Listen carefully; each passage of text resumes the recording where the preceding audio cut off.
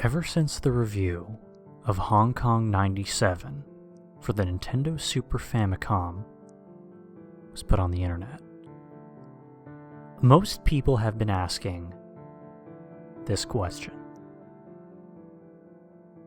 Was that a real dead body? The answer is rather disturbing. The claim is that the dead body is of a man named Leszek Blazinski, a Polish boxer who committed suicide in 1992.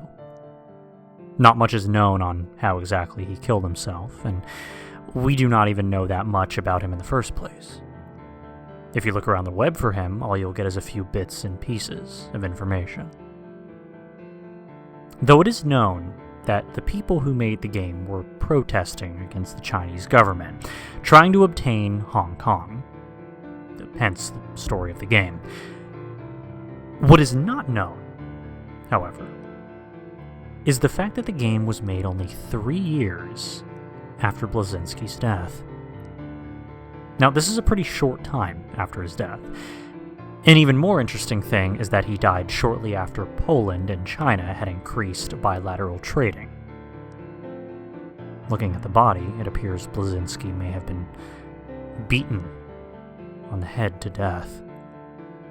It looks like that could be the case due to the lack of blood on the body and the abundance of it on his face. But is there more to it?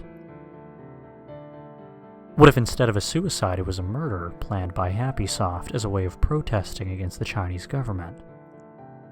I mean, what if the video game's disturbing imagery was an attempt to scare the people of Hong Kong into not joining with the Chinese?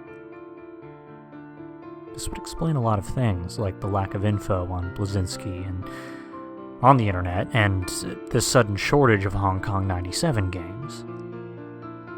Happysoft was hidden from the public eye and was shut down by the Chinese government. I mean, clearly this game is more than it seems. One thing that makes this theory highly plausible, though, the image is not a scan from a photo, but a still from a VHS tape. The time code 1 hour, 10 minutes, 25 seconds, 27 milliseconds means that, well, it makes it very much possible that the VHS tape not only contains the image of Lesek's body, but his whole murder. This would explain why there is no other instance of the photo on the internet.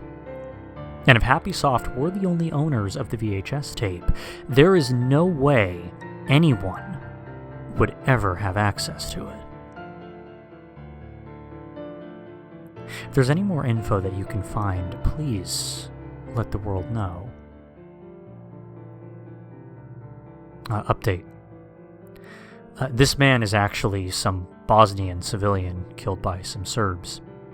His body was recorded in a Mondo film named Archivos de Morte.